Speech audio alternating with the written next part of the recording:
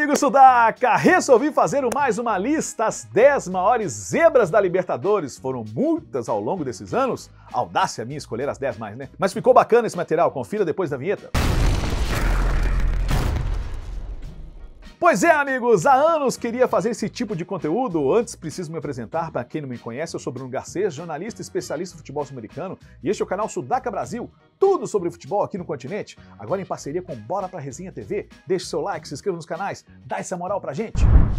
A Libertadores é conhecida por sua raça, emoção e, claro, muitas surpresas. E nem sempre os favoritos levantam a taça. Em várias edições, clubes considerados pequenos aprontam para cima de gigantes do continente. Vamos relembrar algumas dessas zebras históricas, só lembrando que vale considerar o contexto de cada época e o histórico de cada time na competição. Vou dar o exemplo do Estudiantes de La Plata e do Vélez Sarsfield, que ganharam o torneio surpreendendo a todos. Não eram grandes em seus países e nem no continente. Para você ter uma ideia, era a estreia dos Pincharrata em 68, ano de seu primeiro título, e o Vélez fazia sua segunda participação em 1994, quando conquistou o título. Mas depois, os dois cresceram e podemos considerar um time com história e muitos títulos. O Fortín já participou 17 vezes depois disso, sem contar um exemplo mais recente, o Independiente del Valle, que surpreendeu a todos em 2016, mas virou uma potência do Equador nos últimos 10 anos, e difícil colocar ele hoje como uma zebra, mas sim, surpreendeu a todos. Mesmo o caso da Liga de Quito e do Lanús. LDU era uma potência em seu país, e o Granate já tinha até o título de Sul-Americano em Conmebol, antes da final de 2017. Resumindo, vou considerar aqueles times que têm dificuldade de repetir o feito, não ganharam tantos títulos depois da façanha, e nem frequentam tanto a competição, ok? Esclarecido?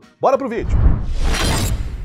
Na 10ª posição, eu vou de Defensor Sporting em 2014. Time violeta até conseguiu alguns títulos antes deste ano e já frequentou a Libertadores diversas vezes. Chegou a disputar as quartas de 2007 e 2009. Mas em 2014 os feitos foram maiores. Estavam num grupo encardido com o poderoso e campeão brasileiro Cruzeiro, a Universidade de Chile e o Real Garcilaso do Peru, sua altitude. Time dirigido por Curoche e tinha bons jogadores como Ramon Arias, o goleiro Martim Campanha e principalmente o trio Nicola Oliveira, o veterano do time, os jovens Felipe Gedós, brasileiro jogava muito há um tempo no futebol uruguai, e um pibe das canteiras chamado Jordian de Arrascaeta, de apenas 19 anos, e já estava mostrando muita habilidade. Os violetas ficaram em primeiro e chegaram com moral para as oitavas. Não perderam para o poderoso Cruzeiro. Nas oitavas, enfrentou o The Strong e se classificou nos pênaltis, e depois enfrentou o poderoso Atlético Nacional da Colômbia, primeiro jogo em Medellín, e 2-0 violetas. O time bem traiçoeiro, de repente saía para o ataque e assim surpreendeu os verdolagas, e na volta em casa ganhou mais uma vez com gol de contra-ataque no final. Time que sabia sofrer e saía rápido para o ataque. Nas semifinais, iria enfrentar outra surpresa, o Nacional do Paraguai. Aí o time de Gedós, Arrascaeta e companhia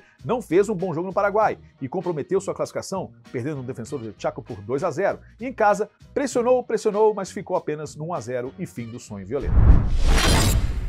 Nona posição, 2015, o Guarani do Paraguai, o time antigo do futebol do seu país, ganhou alguns torneios nacionais na era amadora, nos anos 40, outro nos anos 60, e foi para a Libertadores 2015 depois de chegar em segundo na tabela acumulada. E foi de mansinho, jogando a competição, no grupo com o Racing da Argentina, o Deportivo Táchira da Venezuela e o Sport Cristal do Peru, e com uma boa defesa armada pelo espanhol Fernando Ribeiro, o time chegou em segundo no grupo, atrás apenas do Racing, mas era um time instável, não metia tanto medo, apesar de ser organizado. Aí caiu com o Corinthians na sua chave, azar, uma das melhores campanhas tinha o timão, com Renato Augusto, Ralf, Paulinho, Paulo Guerreiro, mas aí tivemos a primeira grande surpresa. O Guarani ganhou no Paraguai por 2-0, primeiro batacaço. Na volta, no Itaquerão, deu a Boríquenes de novo no contra-ataque. Queso Fernandes fez 1-0 nos descontos. Amigo, a zebra estava consumada. E olha que o Corinthians viria ganhar o Brasileirão naquele ano, era um time muito forte. Nas quartas, o time iria enfrentar o Racing de Avejaneda novamente. Na fase de grupos, chegou a tomar goleada de 4-1 no cilindro. Mas agora o contexto era outro. Mata-mata, esse time de Ribeiro era chatinho, se fechava muito bem e era letal lá na frente. Time confiante, em casa. Benítez fez 1-0 a Boríquenes. Na volta, o time de Diego Milito veio com tudo, mas esbarrou na defesa do Guarani, que não tomou tanto susto da academia. Olha que o Benítez perdeu um pênalti a favor do time paraguaio. Nas semifinais, o time de Cáceres, Patinho, Benítez, Palau e o goleador Santander não conseguiu surpreender o embalado River de Gallardo. O jogo na Argentina foi 2-0 para os mídios e na volta 1-1, que eliminava o Guarani da Libertadores. Melhor campanha da história dos legendários foi a zebra de 2015.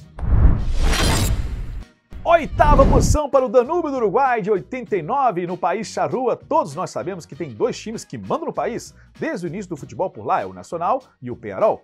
E quando surge um time tirando a hegemonia desses times, cria uma surpresa em todos. Não foi diferente com o Danúbio em 1988, que ganha o torneio uruguai de forma incontestável, com 3 rodadas de antecedência e com futebol ofensivo e agressivo e seguro ao mesmo tempo. Tinha ele Cabadio Canapes, jogou aqui no Galo anos depois, tinha el Rubem El Polilla da Silva, tinha o goleiro Zeoli e o zagueiro Pecho Sánchez. Chegou a Libertadores com expectativa, será que poderia implantar esse futebol agressivo a nível continental? O técnico Hildo Maneiro tinha muitos jogadores da base, a dificuldade era manter esses jogadores, e os principais ficaram. Na fase de grupos enfrentou o Peñarol e os bolivianos do The Strongest e o Bolívar, jogos difíceis na altura de La Paz, e conseguiu pegar a segunda posição e se classificou para as oitavas. Mas ali veria outro grande desafio, derrotar o compatriota e atual campeão da competição, o Nacional de Montevideo, time copeiro, Diego de León, Ostolaza, Fonseca, mas não foi páreo para os franqueados. 3-1 no segundo jogo e classificação para as quartas. Tirar o atual campeão já era um grande feito. Aí enfrentaria o Cobreloa do Chile, time que nos anos 80 era potência de seu país, chegando em finais de Libertadores, era time do grande Trobiani, campeão do mundo da Argentina em 86,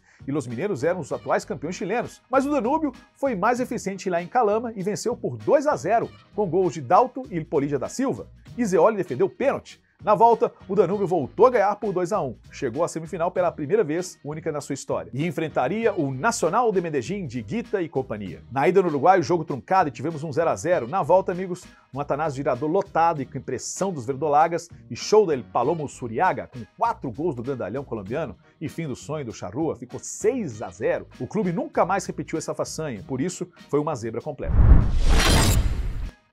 Sétima posição para o Cúcuta Deportivo em 2007. Los Motilones saíram na Série B em 2005 e em 2 anos chegaram numa semifinal de Libertadores. Foi tudo muito rápido para os Motilones. Tudo começou em 2006, quando o time era dirigido por Jorge Luis Pinto e conseguiu o título do Finalización no segundo semestre, contando com bons jogadores como Nelson Flores, Blas Pérez e Maquinelli Torres, ganharam a final do Tolima. Na Libertadores 2007, o time era dirigido por Jorge Luis Bernal, porque Pinto foi para a seleção cafeteira, e a primeira Libertadores do clube, o time caiu num grupo encardido, com Grêmio, Tolima e Cerro Porteño do Paraguai.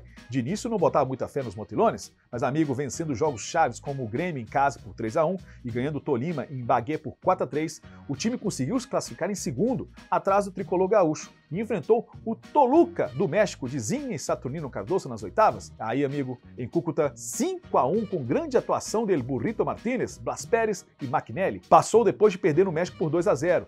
Nas quartas de final, um grande do continente, o Nacional do Uruguai, mais um bom jogo em casa no General Santander lotado, 2-0. E no Uruguai, conseguiu um empate 2-2 com gol no final de Parroy. Nas semifinais, o time de Bernal iria enfrentar o grande Boca Juniors de Riquelme, que estava voando. Será que a zebra iria prevalecer nessa Libertadores? E em Cúcuta, amigo, deu a impressão que sim. Um 3-1 com muita autoridade. Saiu perdendo, mas conseguiu virar e tirou uma baita vantagem em cima dos chinenses, o que jogou o panamenho Blas Pérez e um belo gol de Bustos de falta. E no La Bombonera, La Remontada era algo difícil de se ver, mas do outro lado tinha Juan Román Riquelme, Palermo e La Doce e a névoa, amigo. Sim, amigo, muita névoa. Isso chegou a parar o jogo, mas prevaleceu a classe de Riquelme e seus comandados, que fizeram 3-0. Teve um pênalti não marcado em Parroy, mas foi o Boca o melhor da partida e o fim do sonho dos Motilones. Cúcuta voltou à competição em 2008, mas chegou até as oitavas e perdeu para o Santos. Depois viveu uma crise interna de péssimas administrações e frequentou mais a Série B do que a elite do futebol cafeteiro. O time tenta se reestruturar até hoje. Quase sumiu do mapa e segue na Série B. Sexta posição, União Espanhola do Chile. Em 1975, Los Hispanos chegaram à final da competição nesse ano e pegou muita gente de surpresa. Vamos lá. A União é um time tradicional do Chile, já tinha ganho os títulos nacionais nos anos 40 e 50 e nos anos 70 resolveu investir mais em jogadores de ascensão. Ganhou o chileno de 73, um ano conturbado para o país, e chegou na Libertadores de 75 com o comando de Luis El Guatón Santibáñez, que liderou o grupo com os bolivianos do The Strongest e Jorge Wilstermann e o Huachipato de seu país. Nas semifinais, pegou a Universidade do Peru, que vivia grande fase com jogadores como Chupitaz, Juan Carlos Oblitas, Cachito Ramírez, e tinha também a LDU do Equador, mas os hispanos brilhavam no jogo coletivo de Santibáñez, mas tinha bons jogadores como o argentino Spadaletti, Rubem Palacios, tinha também Trujillo, Pancho Las Heras, Pollo Vélez, Mário Soto e Negro Almada, ex-Colo-Colo, ganharam seu grupo e foram para a final enfrentar o atual campeão, o poderoso Independiente da Avellaneda, e teríamos 3 jogos para definir a final. No primeiro, a União Espanhola ganhou perto do fim com um gol agônico de Negro Almada, faltando 3 minutos para o fim. Na volta em Avellaneda, que situação viveram os hispanos? Primeiro ficaram sem ônibus para ir ao estádio e chegar em cima da hora, sem aquecimento. Depois, no intervalo, um projétil atingiu na frente do juiz uruguaio Ramon Barreto e ele suspendeu o jogo, mas dirigentes do Independiente pressionaram para voltar. Aí, na volta, torcida pressionando nas grades, clima tenso, expulsão de Mário Soto da União Espanhola e penal para os rocos. O jogo estava 1-1, título ia para os hispanos, mas aí Percy Rojas fez 2-1. E teríamos o terceiro jogo no Paraguai, deu Independiente por 3-1. E se foi por água abaixo os sonhos dos chilenos de ver um time campeão. Isso aconteceria em 91. Quinta posição para o Nacional do Paraguai em 2014. A Academia é um time tradicional do Paraguai, onde jogou o grande Arsenio Erico, que ganhou torneios locais 9 vezes, mas chegou a ficar 63 anos sem ganhar uma Liga Paraguaia. Na América do Sul, tem pouca notoriedade. Disputou até hoje 11 vezes e nunca conseguiu sair da fase de grupos. Pífio, né? Até que chegou o ano de 2014. Bem, em 2013, o time dirigido era por Gustavo Morínigo, já tinha feito grande campanha ao vencer o Apertura, depois de 63 anos de fila, confiança que faltava. E chegou na Libertadores de mansinho em 2014. Era um dos azarões, num grupo que tinha o Forte Atlético Mineiro, atual campeão, o Santa Fé da Colômbia, semifinalista do ano anterior, e o Zamora da Venezuela. Contra o Galo, empatou em casa e fora, e se classificou em segundo, e com a pior campanha dos 16 times das oitavas. Aí pegou o Vélez Sarsfield, melhor time da fase de grupos, mas o time de Juan Benítez, Freddy Barreiro, Marcos Viveiro, Orué e Torrales era aguerrido e passou de fase em cima do Fortín, um jogaço de volta na Argentina. No agregado, 3-2. Nas quartas pegou o Arsenal de Sarandi, 2 azarões, mas era um time argentino, dirigido por Martim Palermo. Não conseguiram desamarrar o time de Morínigo, que tinha uma boa defesa. A Academia passou para as semifinais. E pegaria outra surpresa, o Defensor Sporting do Uruguai, uma das sensações que tinha o Arrascaeta, de apenas 19 anos, Felipe Gedós, um brasileiro que estava brilhando no quadro violeta, mas o futebol ofensivo dos uruguaios não resistiu ao time do Nacional. 2-0 em casa para o Tricolor e 1-0 violetas no Uruguai. Passou o Nacional querido e final inédita inesperada para o time do Paraguai. Ali, enfrentaria o grande São Lourenço, único dos 5 grandes da Argentina que nunca tinha ganho uma Libertadores. Faltava só Los Cuervos. Pressão grande, a Academia não aguentou a força do time argentino. Empatou em casa e depois caiu no Nuevo Gasômetro por 1-0 e acabou o sonho. Depois disso, o Nacional não conseguiu repetir a façanha e sim, é uma das maiores zebras da Libertadores. Quarta posição para São Caetano de 2002. O Azulão fez história no futebol brasileiro e quase marcou seu nome na plaquinha do troféu mais cobiçado do continente. Time que estava na final da década de 90 disputando a Série A4 do Paulistão, amigo. De repente estava na final do continente, um meteoro azul. Depois de bons campeonatos, chegando a 2 finais de Brasileirão, como em 2000 e 2001, Azulão chegou na Libertadores com certa casquinha e confiança. Se classificou em primeiro no seu grupo, que tinha o Cobreloa, Cerro Porteño e Aliança Lima, camisas pesadas, mas sem títulos da competição. Depois pegou a Católica do Chile, em jogo duro e difícil, nos pênaltis, o time de Somália, Robert, Anailson e Silvio Luiz passou de fase. Depois pegaram o poderoso Peñarol nas quartas de final, jogo complicado, e virou o jogo de volta. Fez 2-1, perdeu gols, nos pênaltis de novo, passou de fase. Aí enfrentaria o grande do México, a América, Las Águilas, eram os favoritos, mas o time de Adãozinho, comandados por Jair Pisserni, ganhou em casa e empatou no Estádio Azteca. Quem diria, o Azulão estaria na final da Libertadores. Aí outro de camisa pesada, o Olímpia do Paraguai, que tinha eliminado o Boca Juniors e o Grêmio, era cascudinho também, mas no Paraguai, o Defensores de Chaco, o time de São Caetano foi matreiro e conseguiu vencer pelo placar de 1-0. Jogo de volta no Pacaembu, vantagem debaixo do braço, tudo ok. Primeiro tempo, 1-0 Azulão, com gol de Ailton. Tudo bem encaminhado, mas aí a raça paraguai do Rei de Copas apareceu no segundo tempo, o Olímpia vira o jogo e leva a partida para os pênaltis. E aí, o momento era bom para os franqueados, que ganharam pela terceira vez a Libertadores. O Azulão quase fez história e depois foi sumindo aos poucos da elite do futebol brasileiro e paulista. Hoje se encontra na Série A4 Paulistão. Quem te viu, quem te vê, né? Bônus! Antes do top 3, tenho que lembrar de alguns times que tiveram boas participações, como o Clube Atlético Defensor de Lima, que conseguiu chegar às semifinais da Libertadores de 74. Os Carasucias eram os campeões peruanos de 73. O O'Higgins, que também chegou às semifinais, mas na Libertadores de 1980, tinha passado em primeiro do grupo dos paraguaios. Tem também a Portuguesa da Venezuela, que na Libertadores de 77 chegou também a essa instância. O extinto Atlético San Cristóbal da Libertadores de 83, primeiro do grupo e semifinalista também. No ano seguinte tivemos Universidad Los Andes, mesmo feito do San Cristóbal, time da Venezuela. Terceira posição para Cobreloa do Chile em 1981. Se eu te falasse que um time recém-criado, mal tinha completado 5 anos, conseguiu ir a uma final da Libertadores, seria uma história incrível, né?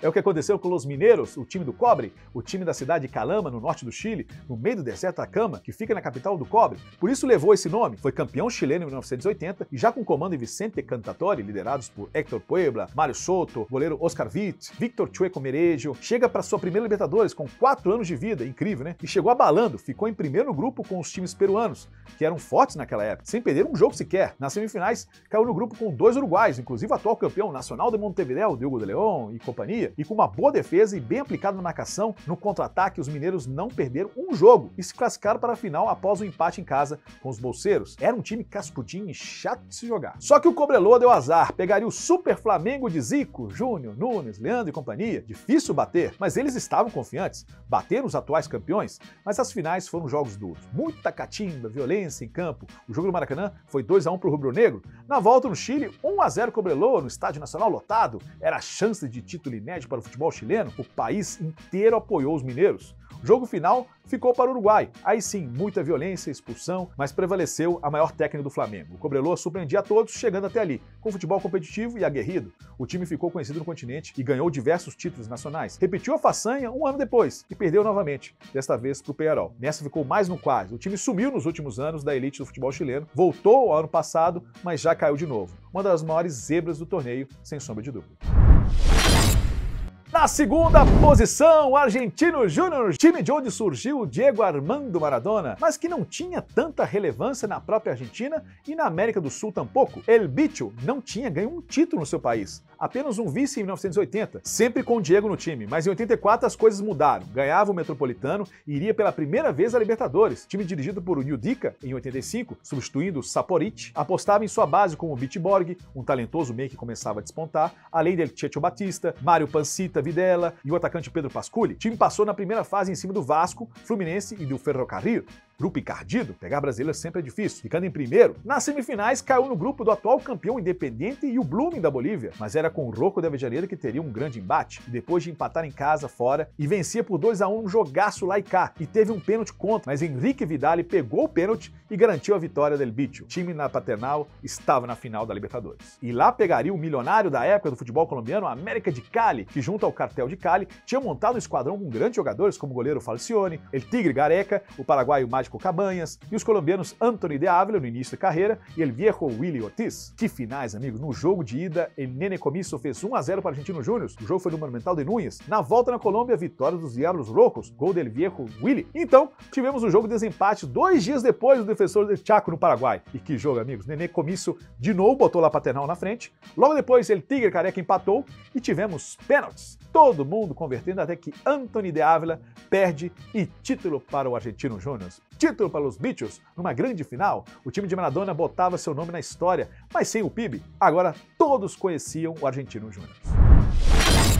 Na primeira posição, eu tinha que colocar o Once Caldas de 2004, a maior zebra de todas. O time de Manizales chegou na Libertadores quietinho, sem muito alarde, até porque o continente não conhecia El Blanco y Blanco, um time antigo do país, ele que surgiu do Deportes Caldas, um dos primeiros times que participaram da primeira de maior, mas na verdade ninguém conhecia o time, estava na sua terceira Libertadores e nunca tinha passado da fase de grupos. Mas em 2003 as coisas começaram a mudar. Ganhou a Apertura, liderados pelo goleador Sérgio El Galván Rey, El Chirola foi importante no título daquele ano, e chegou na Libertadores 2004 sem muita expectativa. E usando o estádio Palo Grande como peça importante, El Blanco y Blanco foi passando de fase. Passou no grupo com Vélez, Fênix do Uruguai e Maracaibo da Venezuela, passando em segundo. Nas oitavas passou em cima do grande Barcelona de Guayaquil, empate fora, e estava sendo eliminada até que apareceu Agudelo para levar aos pênaltis e o time ganhar sua primeira no tiro penal. Nas quartas, um gigante, o Santos de Robinho, que com um a menos foi melhor e esbarrou no goleiro Henao, debaixo de muita chuva lá na Vila Belmiro. Na volta, em Manizales, 1-0 Blanco y Blanco num golaço de falta de Valentierra. Nas semifinais, outro gigante, o São Paulo de Cuca, que vinha embalado, time bem competitivo, mas no Morumbi segurou um 0-0. Tinha uma boa defesa o time de Luiz Fernando Montoya, ele profe. Na volta, 2-1 Once Caldas com gol de Agudelo no último minuto e o time estava na final. Na decisão, nada mais, nada menos que o atual campeão Boca Juniors de Bianchi, Tevez e Super favorito, que naqueles últimos 4 anos tinha 3 Libertadores. Era difícil imaginar o desconhecido Once Caldas batendo Golias, mas amigos, na Bombonera lotado e o time del Profe Montoya segurou os chenenses 0-0. Mas na volta em Manizales produziu uma grande festa. 1-1 no tempo normal e nos pênaltis, aí amigos, a grande façanha foi concretizada. Deu Once Caldas com defesas de Henao e chutes na trave e fora. O Boca perdeu as 4 cobranças. Zebraça. E num ano atípico no futebol mundial, com muitas zebras, a do Once Caldas foi uma das principais de 2004. Amigos, espero que você tenha gostado desse material. Tive que rever muita coisa e como é bom conhecer a história do nosso futebol, né? Quem conhece história conhece mais do assunto em estudo. Você só tem a agregar. Muito obrigado pela sua audiência. Fique com Deus. Tchau, tchau.